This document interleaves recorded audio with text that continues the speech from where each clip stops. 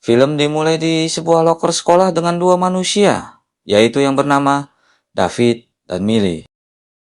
Berlatar di sebuah taman sekolah yang bersalju. David memanggil Millie untuk memberikan bungkusan koran, di mana itu adalah bola kaca Natal. You do? I do. Saat mereka asik ngobrol, tiba-tiba datang si pengganggu, yaitu Mark. Dia ambil bola itu, tapi Millie mencegahnya. Tapi bukannya dikembalikan, malah dibuangnya ke sungai yang membeku. Tapi David dengan kesal berjalan ke sungai itu. Dia mau ambil kembali bolanya, tapi Millie mencoba melarangnya karena berbahaya. Please. Dan setelah David memegangnya dan berjalan kembali, tiba-tiba Millie berteriak, lalu mencoba mengejar David yang masuk ke dalam sungai yang beku. David terbawa arus dan mencoba mencari jalan keluar. Semua orang yang ada di situ pun ikut panik dan tidak tahu apa yang terjadi. Tiba-tiba David berpindah tempat begitu saja. Dia bingung karena ada di perpustakaan, orang di situ pun sangat bingung. Dia berjalan keluar kedinginan sambil memegang bola tadi.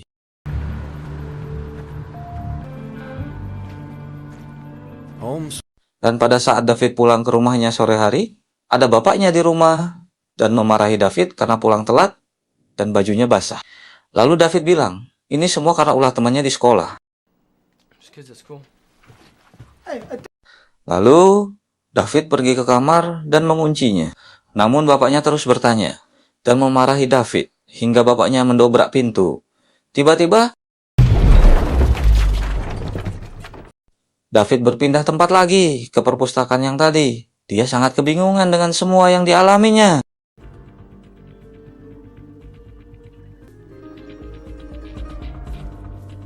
Dan pada saat dia mau keluar, gerbangnya dikunci karena sudah malam.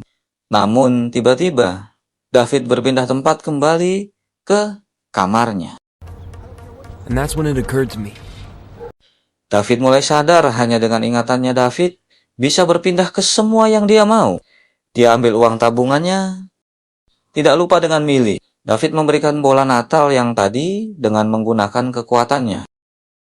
Lalu pergi ke suatu tempat dan menyewa kamar untuk dia tinggal. Keesokan harinya, di sebuah taman yang sepi, David duduk di batu sendirian. Dia mencoba fokus melihat ke arah pohon untuk mencobanya kembali. Dengan pendaratan yang tidak mulus, David berhasil pindah, lalu dengan penuh fokus, dia berhasil pergi dengan mulus. Lalu saat David melihat sebuah buku dan terlihat foto gedung, dia mengingat saat David kecil bersama ibunya di sebuah tempat. Dan yang terjadi setelah itu, David benar-benar pindah, meski ingatan itu sudah sangat lama. Dengan keinginannya yang pengen cepat kaya, si David mencoba hal yang lebih gila. Dia pergi ke sebuah bank dengan berpura-pura numpang ke kamar mandi. David mencoba menghafal semua tempat yang ada di bank itu. Pada saat malam hari di kamarnya, David menyiapkan alat tempurnya. Kemudian dia mengingat kembali tempat berangkas di bank tadi. Si David pun langsung pindah. Dengan melihat sekelilingnya dan dipastikan itu adalah tempat di dalam sebuah berangkas bank, si David langsung mengarungi uang di tempat itu. Kurang puas dia balik ke kamarnya dan membawa spray kasurnya.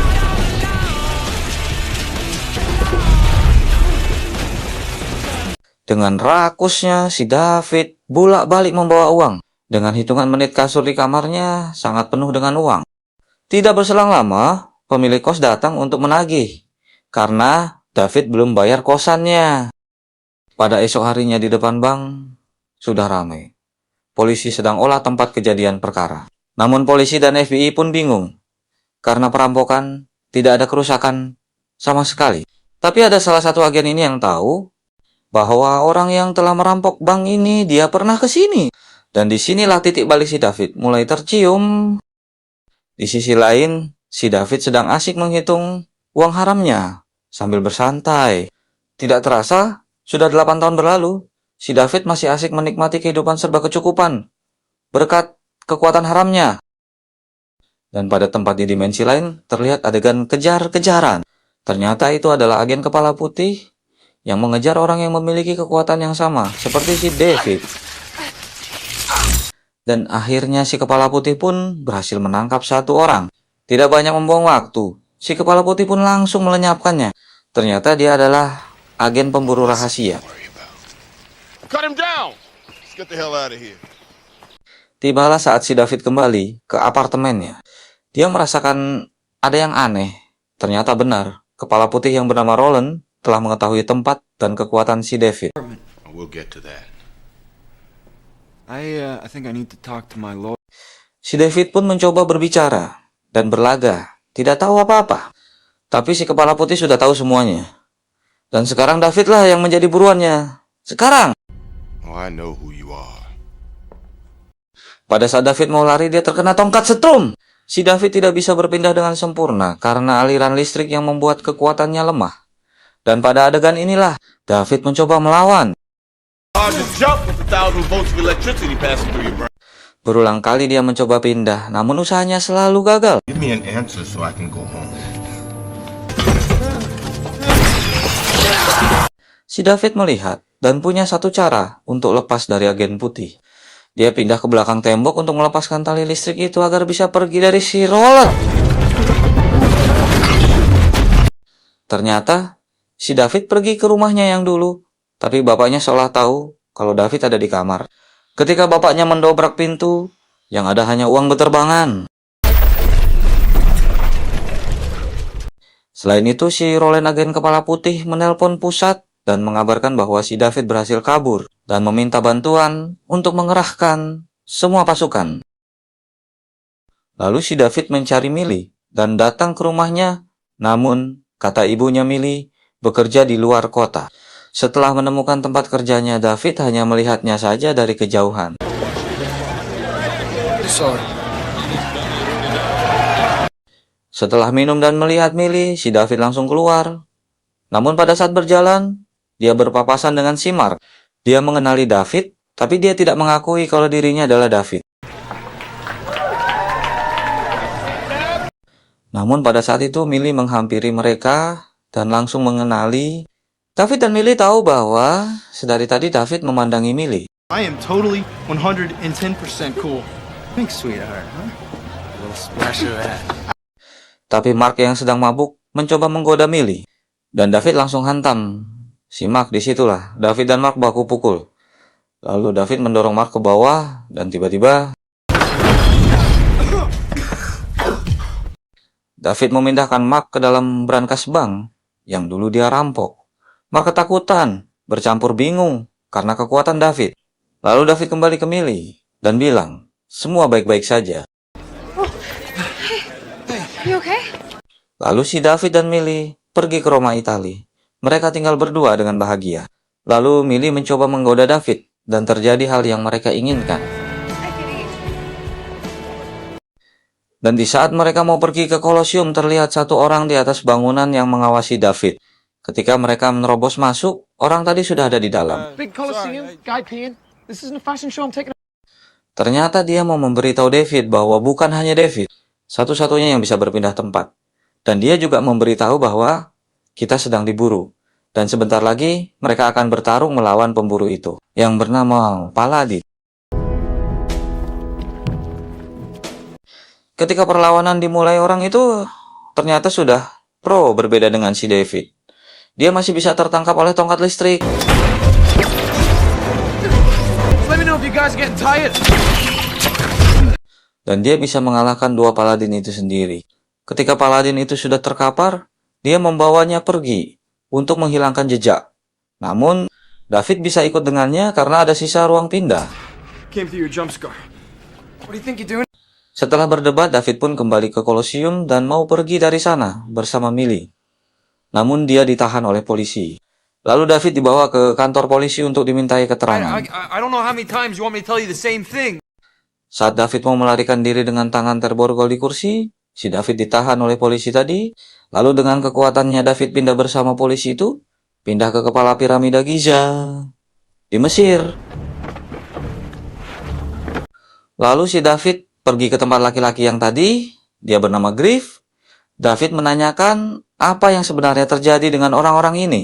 Griff bilang, ini adalah agen Paladin yang akhir. Akhir ini banyak melenyapkan orang-orang seperti kita, lalu mereka pun berdua bekerja sama untuk melawan para Paladin. Lalu setelah itu, si David pulang ke rumah bapaknya. David tidak tahu kalau Roland sudah lebih dulu ke sana. Namun setelah David mencari lagi, bapaknya sudah tergeletak tak berdaya. Somebody get some help! Dengan sekejap mata David pindah ke rumah sakit agar bapaknya ditangani. Lalu David ingat dengan Mark yang dulu dia tinggalkan di berangkas. Dia pun mencarinya ke penjara. Semua ini pasti diberitahu Mark. His name Roland. Just answer the question. Lalu David pergi lagi ke tempatnya Griff meminta bantuan untuk melawan Roland. Tapi Griff tidak mau. Look, I'm sorry, but I don't play well with others. Tapi David terus mengikuti Griff agar mau membantunya. David takut Roland mengincar Millie. Dia tidak mau Millie, seperti bapaknya David. Tidak lama setelah itu, David mencari Millie. Dia takut terjadi apa-apa dengannya. Ketika sedang berbicara, benar saja, si kepala putih baru saja tiba. David pun mencoba menjelaskan semuanya tentang dari mana dia mendapatkan uang dan apa yang sebenarnya terjadi. Tapi Millie masih terlihat bingung. Sementara itu di luar mereka sudah membawa alat. Tapi Millie masih bingung. Terpaksa David menunjukkan kemampuannya. Millie pun ketakutan. Dengan terpaksa David membawanya pergi. Trust me, okay? Trust me. I'm not gonna... Saat Roland tiba di dalam, dia melihat bekas loncatan David. Dia langsung menyemprotkan cairan khusus. Seketika muncul bekas lompatnya. Roland pun langsung menyuruh timnya agar segera menggunakan alat khusus itu.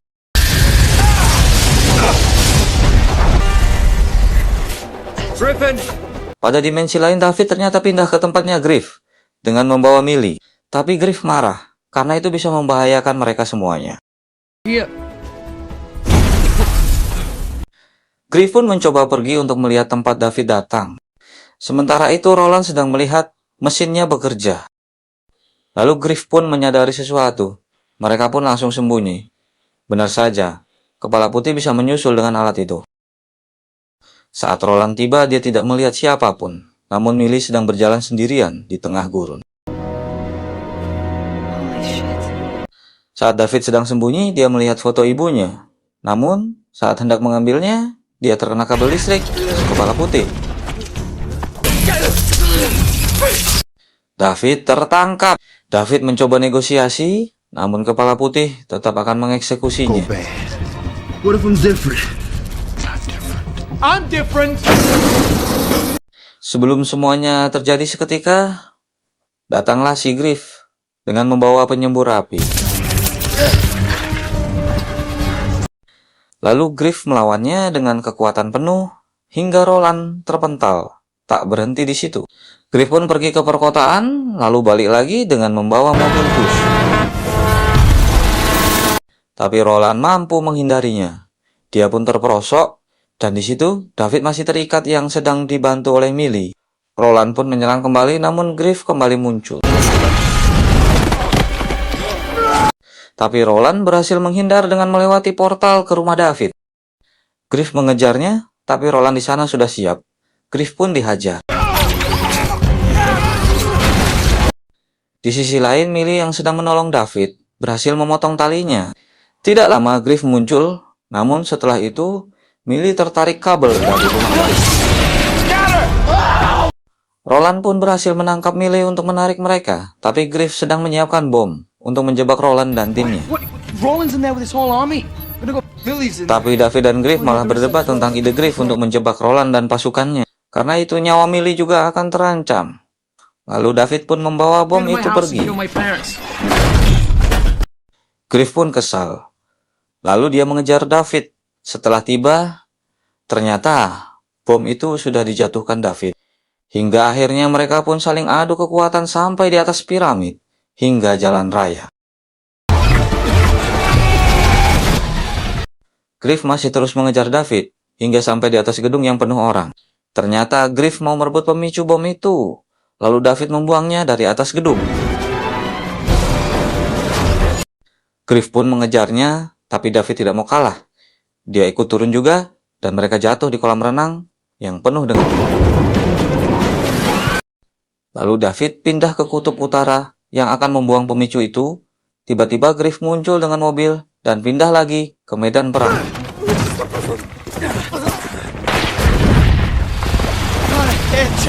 Griff pun mendapatkan pemicu itu.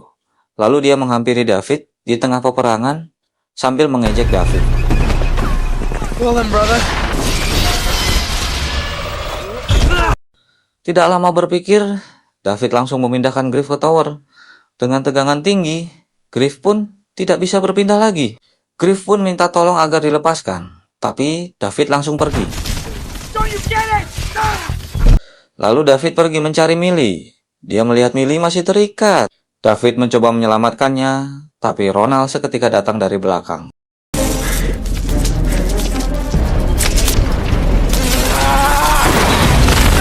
David pun terkena tali listrik lagi.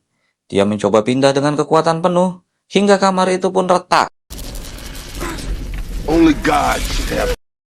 David pun mencoba dengan sekuat tenaga agar bisa pindah. Ronald pun mendekati David, tapi tiba-tiba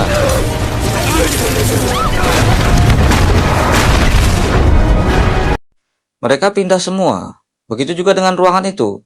Ikut pindah, David membawanya ke dalam sungai.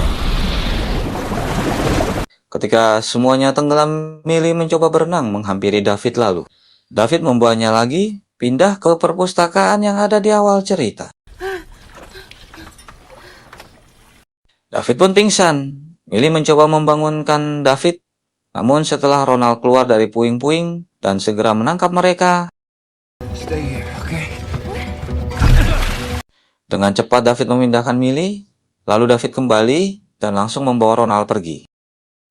Setelah itu David bilang bahwa dia berbeda dari yang lainnya. Ternyata David membawa agen kepala putih itu ke sebuah gua di tebing yang entah di mana.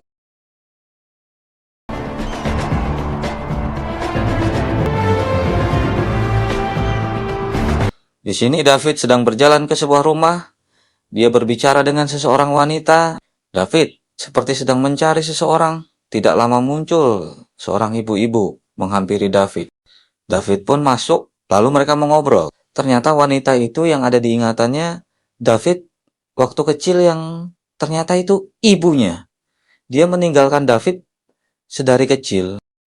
Yang ternyata ibunya adalah salah satu dari agen pemburu itu. Ibunya pergi. Tidak lain hanya untuk menyelamatkan David. Lalu David pun menantang ibunya untuk menangkap David. Tapi ibunya memeluk David dan membiarkan David pergi karena dia menyayangi David sedari kecil. Dan film pun tamat. Pelajaran yang dapat diambil dari film ini yaitu kasih ibu sepanjang masa. Jangan lupa subscribe